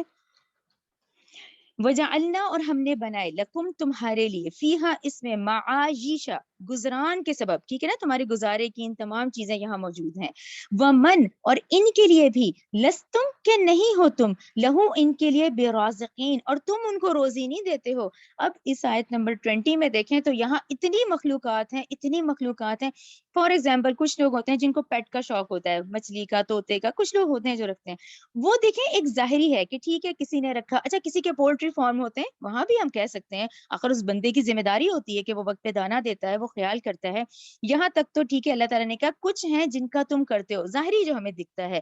لیکن اللہ تعالیٰ نے کہا اس آیت کے مطابق 20 کے کہ اتنی یہاں مخلوقات ہیں، اتنی مخلوقات ہیں کہ وہ اس کے رزق کی ذمہ داری تم انسانوں کو نہیں ہے. وہ ظاہری طور پہ کچھ ہیں جن کو تم کر رہے ہو، ورنہ اس وقت تمام مخلوقات کو جو رزق پہنچا رہا ہے وہ اللہ سبحانہ و تعالیٰ ہی ہے، جن میں سے کتنوں کو تو تم جانتے بھی نہیں ہو. ٹھیک ہے نا. آیت نمبر 21 پہ آ جائیں. وَإِن، اور نہیں ہے، من شیئن کوئی چیز، الا مگر، عندنا، عندنا ہمارے پاس، خزائنہا یعنی یہ خزانے ہیں اس وقت. وما، اور نہیں ہے، ننزلہ ہم اتارتے اس کو، الا بقدر معلوم لیکن ایک اندازے کے مطابق. ٹھیک ہے نا. ضرورت کے مطابق جتنی اشیاء ہیں صرف وہی دنیا میں بھیجی جاتی ہیں. رائٹ. ورنہ ہمارے جو خزانے ہیں وہ لامحدود ہیں، یعنی وہ لامحدود خزانوں میں سے صرف اس وقت دنیا میں جتنی ضرورت کی ہے نا وہی بھیجی جاتی ہے. وَأَرْسَلْنَا، اور ہم نے بھیجی، ریاح ہوائیں. اب آپ ہواؤں کا رول دیکھیں. یہ دیکھیں ہوائیں قدرت کی، یعنی آپ کس کس چیزوں کو دیکھیں گے دیکھیں یہ وہی ہمیں بتائی جاتی. وَأَرْسَلْنَا، ہم نے بھیجی، ریاح کیا، ہوائیں، لواقحہ بوجھل ہوتی ہیں. فَأَنزَلْنَا، چنانچہ ہم نے نازل کیا، مِنَ السَّمَاءِ آسمان سے، ماءً پانی کو، فَأَسْقَيْنَاكُمُوهُ پھر ہم نے اسے تمہیں پلایا اس پانی کو. وما، اور نہیں ہو تم، انتم تم، لہو اس پانی کو، بخازنین تم تو اس کو ذخیرہ کرنے والے نہیں ہو نا. اچھا اب اس 22 آیت تو اتنی خوبصورت ہے. ایک تو اگر ہم اس آیت کو یہ آج کے سائنس کے مطابق ہیڈنگ دیں تو یہ ہے جیسے واٹر سائیکل، جس کو آج سائنس نے پھر ہمیں دکھایا کہ یہ تو واٹر سائیکل ہے. اب اس کو ذرا پڑھتے جائیں کہ ہم نے بھیجا ہواؤں کو جو بوجھل ہوتی ہیں، یعنی ہواؤں کا کتنا بڑا رول ہے کہ یہ سمندروں سے وہ جو آبی بخارات، جو واٹر پیپرز اٹھتے ہیں وہ بوجھل ہو گئے، یعنی وہ بادل بن گئے. اچھا بادل بن کے پھر اللہ کے حکم کے مطابق جہاں جہاں برسنا ہوتا ہے، چنانچہ ہم نے نازل کیا آسمان سے پانی. یہ پوری پانی کی اہمیت پہ آیت ہے کہ آپ اس پورے کائنات کے نظام کو دیکھیں کہ اس میں ہواؤں کا رول ہے کہ وہ بادل ہوئے، پھر وہ بھاری ہوئے، پھر وہ اللہ کے حکم سے جہاں برسنا ہوتا ہے وہیں برستے ہیں. اچھا پھر اس کے بعد تم پیتے ہو اس کو. پانی جو ہے وہ تو اتنا اہم ہے کہ یہ پوری جو اس وقت کائنات کی جو مخلوقات ہے نا اس کا وجود ہی پانی سے ہے. ٹھیک ہے نا. پانی مبدأ حیات ہے آج، یعنی پانی کا جو زمین پر ہر طرح کی جو زندگی ہے اس کے وجود کا جو منبع اور سرچشمہ ہے وہ پانی ہی ہے، یعنی کہ پانی ہی پر ہی زندگی کی بقا کا انحصار ہے ہم کہیں گے. اب یہ اس کے کام ہیں سارے. اچھا پھر آگے دیکھتے جائیں. انتم لہو بخازنین، اللہ تعالیٰ نے کہا کیا تم ذخیرہ کر سکتے ہو. اچھا ذخیرہ میں آپ لوگ خود لکھیں کہ جیسے برف باری، یہ جو اتنی آج پہاڑوں میں کتنے بڑے بڑے گلیشیئرز ہیں، یہ پورا وہ نظام ہے. اب اللہ نے کہا کیا تم ذخیرہ کر سکتے ہو، تم جمع کر سکتے ہو. لیکن اللہ تعالیٰ نے آج محفوظ کیے ہوئے گلیشیئر کی شکل میں، اتنے بڑے بڑے برفانی نظام کی شکل میں، وہ پہاڑوں کے اوپر اتنی برف ہے وہ محفوظ ہے. پھر دیکھیں وہ گرمی کا سیزن آتا ہے کیسے وہ دیکھیں وہ پگھلتا ہے پانی اور کیسے وہ پورا میدانی علاقوں میں آنا شروع ہو جاتا ہے. تو آپ سبحان اللہ دیکھیں اس پوری کائنات کا یہ نظام ہے جو چل رہا ہے. یہ پوری ایک یونیورسل کنگڈم ہے اس وقت جس میں یہ دیکھیں ہواؤں کا رول ہے سارا، جس کو دیکھیں واٹر سائیکل کی شکل میں ہم نے پڑھا بھی ہے. اور اس ایک آیت کے اندر یہ تمام دیکھیں ایک اتنی خوبصورتی سے موجود ہے. ٹھیک ہے نا. کہ تم تو ذخیرہ نہیں کرتے، لیکن کیسے، گلیشیئر کے فارم میں اور برف باری کا جو نظام ہے یہ پورا. آیت نمبر 23 دیکھیں، وَإِنَّا نَحْنُ نُحْيِي، اور بلا شبہ ہم ہی زندہ کرتے ہیں، وَنُمِيتُ، اور ہم ہی مارتے ہیں، وَنَحْنُ الْوَارِثُونَ، اور ہم ہی اس کے وارث ہیں۔ یہ اتنی اہم لفظ ہے کہ اگر آپ اسے ایک آیت کو سمجھ لینا تو سارے جھگڑے ختم ہو جائیں۔ کہ دیکھیں اس پوری، دیکھیں وراثت پہ کتنے جھگڑے ہوتے ہیں، ٹھیک ہے نا، نسل در نسل جھگڑے چلتے ہیں۔ اللہ تعالیٰ نے کہا یہ زمین بھی میری ہے، یہ آسمان بھی میرا ہے، تم لوگوں نے بھی ختم ہو جانا ہے، اور جس اولاد کے لیے تم چھوڑ کے رہتے ہو اس اولاد نے بھی ختم ہو جانا ہے۔ یعنی 23 آیت کے مطابق پوری یہ جو کائنات ہے یہ ملکیت کس کی ہے؟ یہ اللہ تعالیٰ کی ہے۔ ہر چیز کی، کائنات اور اس کے اندر کی ہر چیز کا جو مالک ہے وہ اللہ تعالیٰ ہی ہے۔ اور ایک وقت آئے گا ایسا کہ ظاہری ملکیت والے کوئی بھی یہاں نہیں بچے گا، ٹھیک ہے نا۔ اس کائنات کا پورا جو حقیقی کائنات کا جو مالک ہے وہ اللہ تعالیٰ، اس کے وارث تو ہم ہیں۔ اللہ تعالیٰ نے کہا وَنَحْنُ الْوَارِثُونَ، وَلَقَدْ، البتہ تحقیق، علمنا، ہم جانتے ہیں، مستقدمین منکم، وَلَقَدْ، تم میں سے کون ہے جو پہلے گزر چکے ہیں، منکم، تم میں سے، وَلَقَدْ، اور تحقیق تم میں سے کون ہے، علمنا، ہم جانتے ہیں، مستاخرین، ان لوگوں سے بھی جو پیچھے رہنے والے ہیں۔ اچھا اس میں دو ہیں، ایک تو نسل در نسل کا سمجھ آتا ہے نا کہ تم سے جو پہلے گزر چکے ہیں اور تم سے جو بعد میں آنے والے ہیں، ٹھیک ہے نا۔ ہم بھی دیکھیں اللہ کے پلان کے مطابق اس وقت میں آئے ہیں۔ ایک تو یہ اس کا مطلب ہے۔ دوسرا اس کا مطلب ڈاکٹر سار نے کہا یہ ہے کہ اللہ تعالیٰ جانتے ہیں کہ کب نبی کریم صلی اللہ علیہ وسلم کی دعوت میں لبیک کہنے والے کون لوگ ہوتے۔ جب بھی حق کی دعوت دی جاتی ہے، حضرت ابوبکر صدیق کا خاص کر کے نام آتا ہے، اور دیکھیں ان کی دعوت سے کتنے لوگ ہیں جو ایمان لائے ہیں، وہ بھی اللہ تعالیٰ جانتے ہیں، اور اللہ تعالیٰ ان کو بھی جانتے ہیں، ان بد نصیبوں کو بھی جو کہ اس حق کی دعوت کو نہیں قبول کرتے، ٹھیک ہے نا۔ تو اس کے یہ دو مطلب ہیں۔ اچھا اب آ جائیں آیت نمبر 25 کی طرف، ٹھیک ہے نا۔ وَإِنَّ رَبَّكَ، اور بے شک آپ کا رب، ہوا وہ، یحشرہم، اکٹھا کرے گا، ٹھیک ہے نا۔ حشر کا یہ جو عالم حشر جو آتا ہے بار بار، اس دن ہم آدم علیہ السلام سے لے کے قیامت تک کے تمام لوگ اکٹھے کر دیے جائیں گے۔ تو یحشرہم کہ ایک دن وہ آئے گا آپ کا رب ان کو اکٹھا کرے گا۔ انہو حکیم علیم، بلا شبہ وہ بڑی حکمت والا ہے اور خوب جاننے والا ہے۔ تو یہ پورا آپ لوگوں کو سمجھ آئے، جیسے اگر ہم یہ جو 25 آیتیں بھی ہم نے پڑھی ہیں کہ یہ دنیا دارالامتحان ہے، یہ فرشتے نہیں ہم آج دیکھ رہے، یہ دارالامتحان ہے۔ اگر دکھا دیے گئے پھر تو امتحان ہی ختم ہو جاتا ہے نا۔ امتحان ہی یہی ہے کہ انسان اپنی عقل اور سمجھ سے، اپنی عقل اور سمجھ کو لڑائے، اس کائنات کی چیزوں کو دیکھے، اور پھر اس کے بعد اللہ کی شان دیکھے، پھر اللہ تعالیٰ کی توحید دیکھے، اور پھر اپنا سر تسلیم خم کرے، یعنی اپنی عقل کو استعمال کرے۔ یہ نہیں کہ یہ بھی دکھا دو وہ بھی دکھا دو، تو امتحان ہی ختم ہو گیا نا۔ امتحان ہی یہی ہے کہ یہ سارا ایمان بالغیب ہے، ٹھیک ہے۔ اچھا اب بہت اہم نقطہ ہے، ہم اس حصے میں آ گئے ہیں جو کہ 26 سے لے کے 44 تک۔ اب میں ایک تو انسانی تخلیق کا ہم پڑھیں گے، اور ایک ہم یہ پڑھیں گے کہ آدم علیہ السلام اور ابلیس کا جو واقعہ ہے وہ یہاں تیسری دفعہ آئے گا۔ پہلے ہم آیات پڑھ لیں گے ہبا، پھر ہم نوٹ پھر اس کی طرف آ جائیں گے، ٹھیک ہے۔ چلیں اب یہاں دیکھتے ہیں وَلَقَدْ، آ جائیں، ٹھیک ہے، آیت نمبر 26۔ وَلَقَدْ، البتہ تحقیق، خلقنا، ہم نے پیدا کیا، انسان کو، من صلصال من حمأ مسنون، صلصال کہتے ہیں بجنے والی مٹی کو، بجنے والی، ٹھیک ہے۔ اور حمأ مسنون کس کو کہتے ہیں؟ بالکل سڑے ہوئے گارے کو، ایسی جس میں سے بدبو اٹھ رہی ہوتی ہے، ٹھیک ہے نا۔ آگے دیکھیں، اچھا یہاں پر میں آپ کو تھوڑا تھوڑا بتاتی ہوں کہ یہ دیکھیں سلسال بیسکلی کس کو کہا گیا ہے۔ سلسال عربک ورڈ ہے نا، سلسال اس کو کہتے ہیں، جیسے ڈاکٹر صاحب نے سمجھایا کہ ایک دلدلی علاقہ نہیں ہوتا جگہ، جیسے آپ لوگوں نے یہ ساحل سمندر دیکھے ہوتے ہیں، ان کے پاس کی جو مٹی ہوتی ہے نا، جب اس پہ تیز دھوپ پڑتی ہے نا تو وہ خشک ہو کے بالکل پپڑی جیسی ہو جاتی ہے، حتیٰ کہ اس کے ٹوٹنے پہ آواز پیدا ہوتی ہے، بالکل جو بالکل پاپڑ جیسی، پپڑی جیسی جو مٹی ہوتی ہے نا وہ ہے سلسال، ٹھیک ہے۔ اور دوسرا کیا ورڈ ہے؟ ہمائم مسنون۔ ہمائم مسنون کیا ہے کہ بالکل گارا، سڑا ہوا گارا جن سے بدبو بھی اٹھ رہی ہوتی ہے، ٹھیک ہے۔ اچھا آیت نمبر 27 بہت اہم آیت ہے، آیت نمبر 27 غور سے دیکھیں۔ والجان، اور جن، یعنی انسان کی تخلیق کا اللہ نے ذکر کیا 26ویں آیت میں، ساتھ ہی جن کی بھی تخلیق کا ذکر کیا کہ انسانوں سے پہلے ہم نے جنوں کو بنایا تھا۔ والجان، اور جن، خلقناہم ہم نے ان کو پیدا کیا من قبل. اب قبل کو سرکل کر لیں کہ ہم انسانوں سے پہلے جن بنائے گئے ہیں.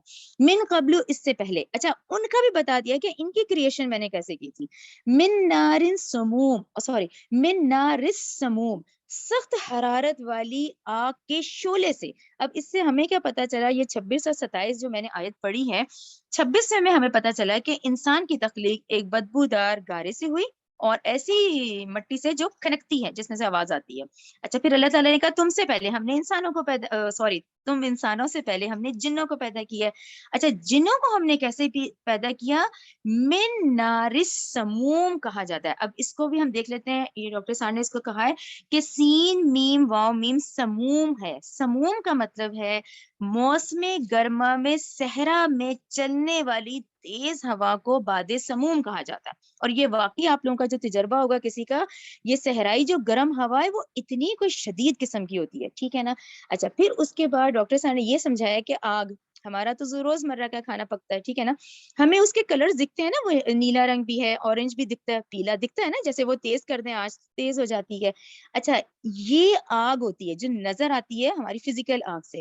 اچھا اب آپ اس کو تھوڑا سا اپنے ہاتھ کے تجربے سے ہم کرتے ہیں تو ایک لیول آتا ہے کہ ہاتھ آگ کو تو نہیں ٹچ کرتا, لیکن اس آگ کی جو حرارت ہے وہ اتنی شدید ہوتی ہے کہ ہاتھ نیچے نہیں آتا.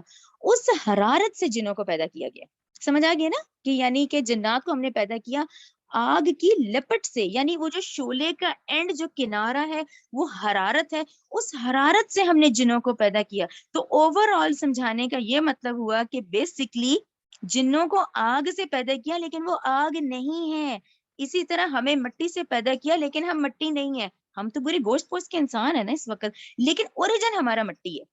اسی طرح یہ آگ نہیں ہے لیکن ان کو آگ سے پیدا کیا گیا, جیسے کہ ابھی آیا نا, ہم نے پڑھا کہ ان کو اس کی آگ کی لپٹ سے پیدا کیا ہے, ٹھیک ہے نا. یہ تو ہم دونوں کا ہو گیا نا, کہ ایک انسانوں کا اور ایک جنوں کا. اور یہ بھی ہمیں پتہ چل گیا, یعنی مفسرین انہی آیات سے تو نکالتے ہیں کہ اچھا ہم سے پہلے جنوں کو پیدا کیا گیا تھا, اور کیسے, نارس سموم سے پیدا کیا گیا تھا.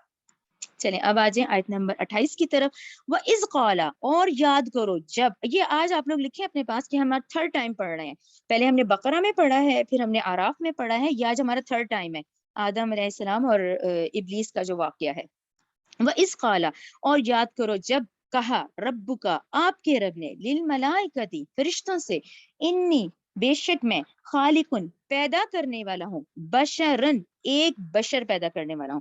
اچھا آیت نمبر 28 میں ڈاکٹر صاحب نے یہ کہا ہے کہ آپ یہ دیکھیں, یعنی انہوں نے کہا کہ ہم لوگ نوٹ کریں اس بات کو کہ قرآن میں جہاں جہاں ہم انسانوں کی تخلیق کے ابتدائی مراحل کا ذکر آیا ہے تو وہاں اللہ نے آدم نہیں کہا بلکہ کیا کہا ہے, بشر, انسان, میں انسان بنانے والا ہوں. جیسے یہاں میں پیدا کرنے والا ہوں ایک بشر کو, ٹھیک ہے نا. دیکھیں فرشتے بھی ہم سے پہلے ہیں, جن بھی, تو ہم کون سی تخلیق ہے, ہم ان کے بعد والی مخلوق ہیں. تو یہ آپ لوگ اپنے نوٹ کے لیے بھی لکھیں.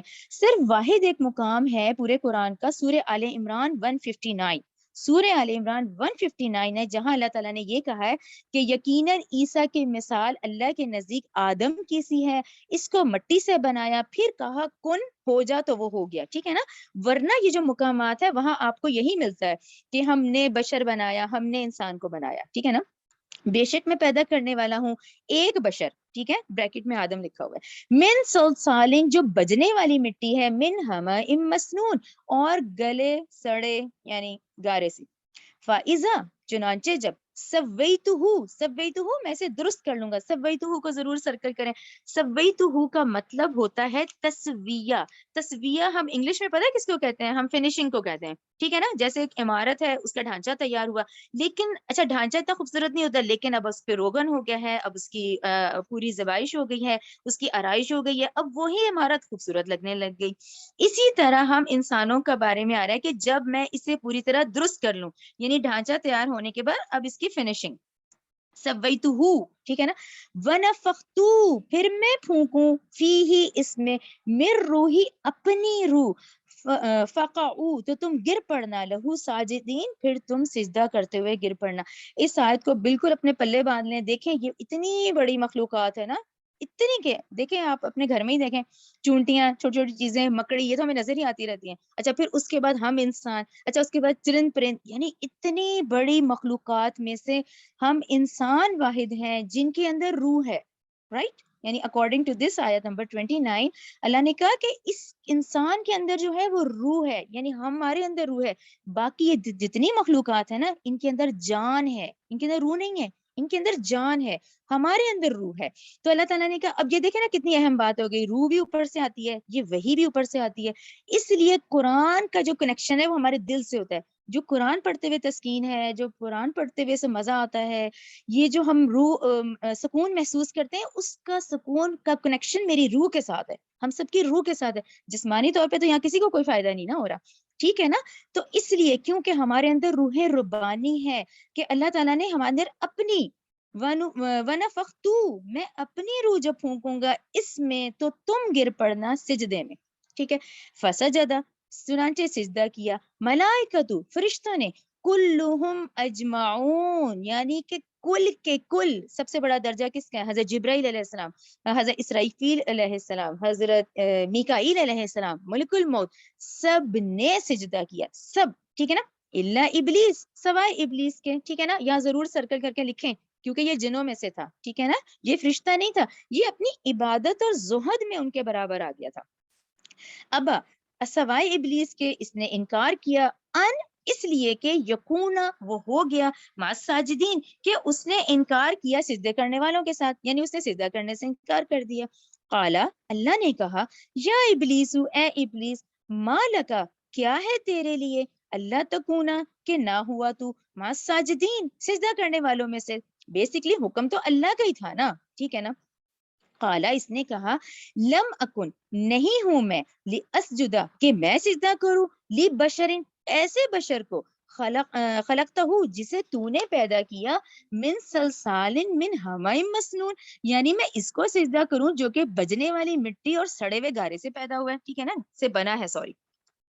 قالا اللہ نے کہا، فخرج پس تو نکل جا یہاں سے، منہا اس سے، فَإِنَّكَ رجیم بے شک تو کیا ہے، رجیم ہے، مردود ہے، دھتکارا ہوا ہے، یا جس کو بے عزت کر کے نکال دیا جاتا ہے۔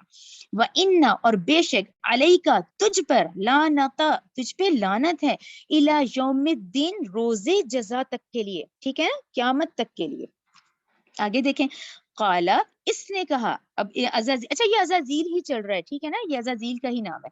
قالا اس نے کہا، ربی اے میرے رب، فانظرنی تو مجھے پھر مہلت دے، الی یومی اس دن تک کے لیے، یبعثون جب کہ یہ دوبارہ اٹھائے جائیں گے۔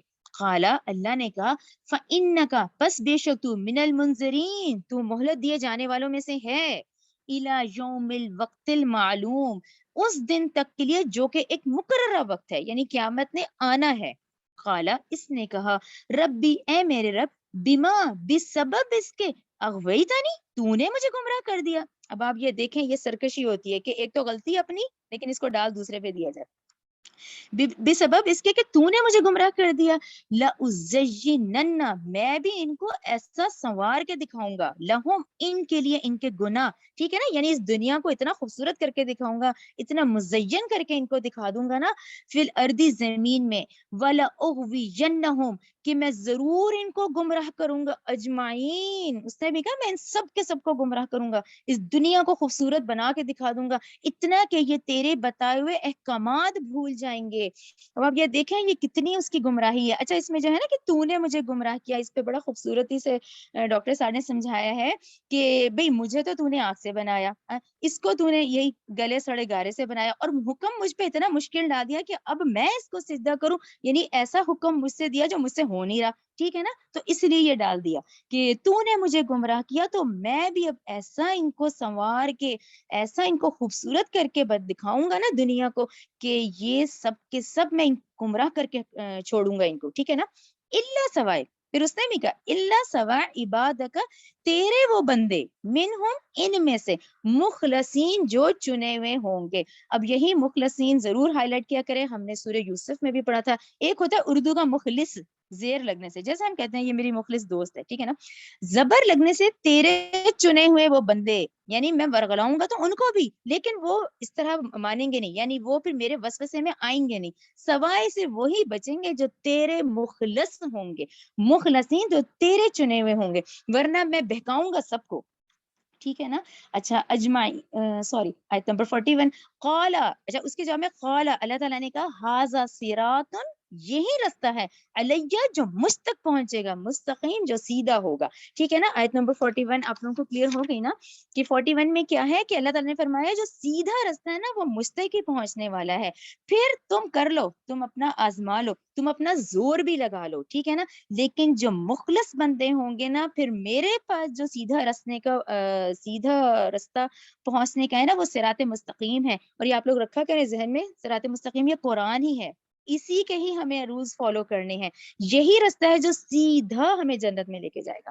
ٹھیک ہے نا. اللہ نے کہا ھذا صراط علیہ مستقیم، یہی سیدھا رستہ ہے جو مجھ تک پہنچنے کا ہے، مجھ پہ جو پہنچنے والا ہے وہ یہی ہے. پھر دیکھیں ان بے شک عبادی میرے بندے لیسا نہیں ہے لکا تیرے لیے علیہم ان پر سلطان کوئی غلبہ الا مگر من اتبع کا. ٹھیک ہے نا. وہ غلبہ میں نے نہیں دیا، وہ اختیار نہیں دیا شیطان کو، وہ ہمارا ہاتھ نہیں پکڑتا، صرف دیکھیں وہ وسوسے ڈالتا ہے. مگر اللہ مگر من اتبع کا، مگر پھر جس نے تیری پیروی کی، جو گمراہی میں پڑھا، جو کرے گا، جو پھر شیطان کی پیروی کرے گا، من الغاوین تو پھر وہ گمراہوں میں سے ہوگا. ٹھیک ہے. میرے ہی وہ بندے ہیں بے شک، لیکن پھر میرے ہی بندوں میں سے جو پھر جو تیری پیروی کرنے والے ہوں گے نا، ان کو مجھے پھر ان سے کوئی دلچسپی نہیں ہوگی. ٹھیک ہے نا. جو تیری پیروی کرنے والے ہوں گے وہ گمراہوں میں سے ہی ہوں گے. وَإِنَّ جَهَنَّمَ اور بے شک جو جہنم ہے، لَمَوْعِدُهُمْ جہنم ہی ان کا وہ وعدہ ہے، اجمعین ان سب کا، یعنی تیری پیروی کرنے والے پھر سارے جہنم میں ہی جائیں گے. لہا اس جہنم کے سبعۃ ابواب 7 دروازے ہیں. تو یہ ہمیں سورہ ہجر آیت 44 سے یہ بات پتہ چلتی ہے کہ جنت کے جو جہنم کے دروازے ہیں وہ 7 دروازے ہیں. لکل باب ہر دروازے کے لیے منہم ان گمراہوں میں سے جزء مقسوم ایک حصہ ہوگا الگ، یعنی شیطان کے پیروی کرنے والے بھی آگے پھر 7 دروازوں سے انٹر ہوں گے. ٹھیک ہے نا. ان کے جہنم کے 7 دروازوں کا ذکر یہاں ہے. ٹھیک ہے. ہاں یہ 44 پہ اب ہم رک جاتے ہیں. جو میرا ٹوٹل تھا کہ ہم 26 سے 44 پہ رکیں گے، پھر ہم نوٹس کی طرف آئیں گے. تو یہاں 2 اہم نقطے ہیں، یہ نوٹس بھی دیکھ لیتے ہیں اور یہ پھر انشاءاللہ آپ لوگوں کو کلیئر ہو جائے گا. جی اس کو دیکھیں، یہ سورہ حجر کی آیت نمبر 26 سے جب ہم شروع ہوئے ہیں. اچھا یہاں پر تو ہم نے ایک حصہ پڑھا نا جس میں ہم نے پڑھا ہمائم مسنون کا ذکر ہے، لیکن اب آپ یہ لوگ اپنے پاس نوٹس میں ضرور لکھیں. یہاں پہ ہم انسانوں کا جو پروسیجر ہے جس سے ہم کہتے ہیں کہ مین از اے میڈ آف مٹیریل، تو ہمارے جو ہیں یہ 5 حصوں میں تقسیم ہوتا ہے. نمبر 1 تراب، کیونکہ ہم بنے تو مٹی سے ہیں، ہم مٹی نہیں ہے لیکن ہم بنے مٹی سے ہی ہیں. تراب، تراب کہاں ہے؟ سورہ روم آیت 20 میں. یہ میں ترجمہ پڑھتی جاؤں گی. اور اس کی نشانیوں میں سے ہے کہ اس نے تمہیں مٹی سے پیدا کیا. نمبر 2 تین آپ لوگ پڑھ رہے ہیں سورہ اعراف میں. خلقتنی من نار و خلقتہ من طین. ٹھیک ہے نا. اس وقت شیطان نے کیا کہا تھا؟ مجھے تو نے آگ سے پیدا کیا، اس آدم کو تو نے مٹی سے پیدا کیا. ٹھیک ہے نا. تراب 3. اچھا پھر اس کے بعد ہے تین لازب، یعنی پہلے مٹی تھی، مٹی کے بعد کیا ہے؟ تین ہے، تین کے بعد وہ تین لازب کہلایا جاتا ہے. تین لازب کس کو کہتے ہیں؟ تین لازب ایسے ہی جیسے یہ جو ڈو نہیں ہوتا، ڈو جب ہم بناتے ہیں تو آپ اس میں پانی ڈالتے ہیں تو کیسا کھستا ہے نا، وہ کیسا لیسدار ہو جاتا ہے. یعنی تراب، تراب سے پھر تین سے یہ تین لازب والی کنڈیشن میں آیا. ہم نے اس انسانوں کو لیسدار مٹی سے پیدا کیا ہے. سورہ صافات 11 کی آیت ہے یہ. اچھا اس کے بعد آ جائیں ہجر کی طرف. سلسال من حمأ مسنون. ٹھیک ہے نا. اب وہ لیسدار مادہ جو تھا نا وہ پڑا رہا حتیٰ کہ اس میں سے بدبو آنے لگ گئی. ٹھیک ہے نا. پھر کیا ہوا؟ ہم نے انسان کو سڑے گارے کی کھنکتی مٹی سے تخلیق کیا، یعنی اب وہ جو گارا پڑا رہا پھر اس میں سے وہ سڑی بدبو آنے لگ گئی، حتیٰ کہ وہ بدبو جب اٹھی تو اس کے بعد وہ کیسی کنڈیشن میں آ گیا؟ بجنے والی کنڈیشن میں آ گیا.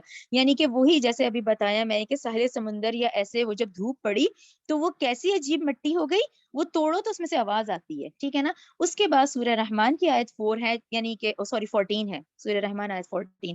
سلسال کالفخار.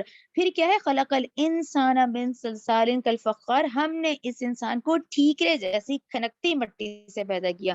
تو یہ ہیں وہ 5 پوائنٹ دیکھیں یہ پورے قرآن میں ہے کہ توراب پھر وہ ڈو میں 3 بنا، پھر اس کے بعد اس میں لیس دار ہونے لگ گیا، حتیٰ کہ وہ جو پڑا رہا پھر اس میں سے یہ سڑان والی بدبو آنے لگ گئی، پھر حتیٰ کہ وہ بالکل کھنکتی مٹی بن گیا. ٹھیک ہے نا. تو یہ ہے ہم انسانوں کا، اور یہی بات تھی جس سے شیطان کو تکبر ہوا. اب اس کے مقابلے میں آپ انرجی دیکھیں، آپ شیطان بھڑکنا، آگ ہے نا، شیطان آگ کا بنا ہوا بھڑکتی ہے، آگ انرجی، اور آج انرجی دیکھیں کہاں جا رہی ہے. یہی چیز ہے جس نے اس کو تکبر میں وہ آ گیا کہ میں اس کو کروں، یہ جو ابھی ہم نے آیت پڑھی ہے کہ میں اس کو سجدہ کروں، خلقتا ہوئے جس کو تو نے پیدا کیا اس سڑے گارے کی بچنے والی مٹی سے. حالانکہ بات یہ نہیں تھی، بات یہ کی کہ اس نے اللہ کا حکم کیوں نہیں مانا. وہ خود اللہ نے اس کو بنایا نا، حکم ماننا تھا اس کو اس وقت کہ جب اللہ نے حکم دیا سجدہ کرنے کو، لیکن اس نے تکبر کیا. ٹھیک ہے، یہ کلیئر ہو گیا آپ لوگوں کو. اچھا پھر یہ جو میں نے پڑھی ہے آیت نمبر 44، نہیں ٹھیک ہے سوری، ہاں یہ بھی بہت اہم ہے کیونکہ ہم یہ آج تھرڈ ٹائم پڑھ رہے ہیں نا، یہ میں نے اس لیے آپ لوگوں کی نالج کے لیے لکھ دیا تھا. ہم نے پہلے سورہ بقرہ میں پڑھا ہے جو کہ مدنی سورہ ہے 31 سے 39، پھر ہم نے سورہ اعراف میں پڑھا ہے وہ بھی مکی سورہ ہے 11 سے 25، پھر آج ہم سورہ ہجر میں ہم یہ تھرڈ مقام ہم نے پڑھا ہے جو کہ مکی سورہ ہے 26 سے 44. اس کے بعد اب آپ لوگ سورہ بنی اسرائیل میں پڑھیں گے جو کہ مکی سورہ ہے، پھر ہم سورہ کہف میں پڑھیں گے وہ بھی مکی سورہ ہے، سورہ طٰہٰ میں پھر آپ لوگ پڑھیں گے وہ بھی مکی سورہ ہے، اور سورہ صاد میں پڑھیں گے وہ بھی مکی سورہ ہے. تو اس طرح سے ہمیں یہ پتہ چلا کہ جو 7 میں سے 6 مقامات ہیں وہ تو مکی ہیں، یعنی دیکھا جائے تو 86 صورتیں تو مکی دور میں ہوئی، تو 6 پہلے ہوئے ہیں، جبکہ مدنی دور میں آ کے صرف بقرہ میں ہے یہ والا، جبکہ مصحف کی ترتیب میں ہم اب بقرہ پہلے پڑھ کر آئے. یہ ترتیب ذہن میں رکھا کریں. ٹھیک ہے. اچھا ہبہ وہ سورہ ہجر کا جہنم کے درجے والا لگانا ہے. ٹھیک ہے، یہ بھی آپ دیکھ لیں. یہ مفسرین کی رائے سے جہاں پر جہنم کے درجوں کا ذکر ہے تو مجھے اس کا ڈیٹیل مل گیا تھا. تو یہ جہنم کے جو 7 درجے ہیں یہ میں نے اسی لیے لکھے ہیں کہ یہ ہمیں آیت پتہ چلتی ہے نا کہ جہنم کے اس وقت 7 دروازے ہوں گے. اچھا پہلا درجہ جو ہے وہ موحدین کا ہے. موحد کون ہوتا ہے؟ جو اللہ کو ایک مانتا ہے. اب لیکن کیونکہ وہ اللہ کے نہیں مانتا، وہ نافرمانیاں کرتا ہے، تو اس کے درجہ ہے جہنم جس کو کہا جائے گا. تو موحدین کون ہوتے ہیں؟ موحدین جنہیں کچھ عرصہ سزا دینے کے بعد اور سفارش کے بعد نکال لیا جائے گا. ٹھیک ہے نا. یہ جہنم کے درجے شروع ہو گئے. پہلا درجہ جہنم ہی ہے، ٹھیک ہے، جس میں موحد جائیں گے جو اللہ کو ایک مانتا ہے لیکن اللہ کی نافرمانی کی وجہ سے اس کے ایسے گناہ کیے ہوئے ہیں کہ اس کو پھر سفارش پہ پھر نکال دیا جائے گا. دوسرا درجہ عیسائیوں کا، حضرت عیسیٰ کے ماننے والے، یہ لظا میں ہوں گے، لظا لام زاد الف سا. ٹھیک ہے نا. تیسرا درجہ یہودیوں کا ہوگا، جو موسیٰ علیہ السلام کے ماننے والے ہیں، یہ خطمہ میں ہوں گے. پھر اس کے بعد صابی ہوں گے، صابی ستارہ پرست کہلائے جاتے ہیں جو سعیر میں ہوں گے. پھر مجوسی ہوں گے جنہیں ہم آگ پرست کہتے ہیں، وہ سقر میں ہوں گے. پھر مشرکین جو ہوں گے، جو بت پرست ہیں سارا، وہ جہیم میں ہوں گے. اور آپ لوگ سورہ نساء 145 پڑھ رہے ہیں کہ منافقین جو ہیں وہ بالکل دوزخ کے جہنم کے آخری درجے میں ہوں گے جسے حاویہ کہلایا جاتا ہے. تو ٹھیک ہے، آپ لوگوں کو کلیئر ہو گیا نا کہ جہنم، لظا، حطمہ، سعیر، سقر، جہیم اور حاویہ، یہ ہمیں مفسرین کی رائے کے مطابق ملتا ہے کہ یہ 7 جو دروازے ہوں گے یہ ان کے نام ہیں. یہ آپ لوگوں کی نالج کے لیے. اچھا یہ جو حدیث میں نے آپ کو دی ہے یہ آپ لوگوں کے ہوم ورک کے لیے، ٹھیک ہے نا. اب جب ہم اتنا یہ پڑھ رہے ہیں اور یہ سب چیزیں ہیں تو ہم اپنے لیے بھی نکات نکالیں نا. یہ حدیث جو ہے بخاری کی ہے 2790 ہے، اور اللہ تعالیٰ ہمیں اس جہنم سے محفوظ رکھے، اسے بچائے رکھے. ٹھیک ہے نا. ظاہر ہے ہم یہ جو پڑھ رہے ہیں آیات. اچھا یہ حدیث ہے بخاری کی 2790. ٹھیک ہے نا.